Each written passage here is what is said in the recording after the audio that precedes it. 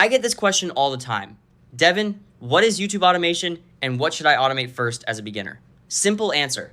YouTube automation is not handing your channel to bots. It's using tools, templates, and workflows to remove repetitive work so you can spend your energy on the parts that actually move the video: topic choice, hook, storytelling, and packaging. Here's the rule I'd use as a beginner. Automate admin before creativity. So start in this order. First, automate research support. Have a system that collects video ideas, groups them by topic, and pulls competitor patterns. That saves time without outsourcing your judgment. Second, automate script prep, not final scripting.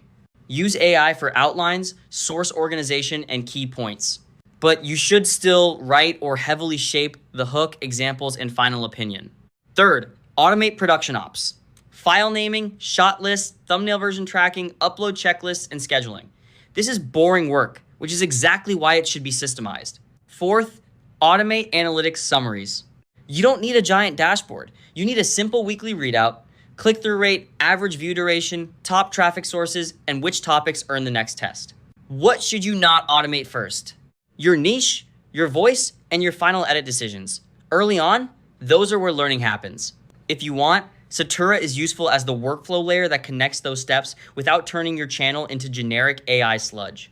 That's the beginner version. Automate repeatable tasks first. Keep taste and judgment human.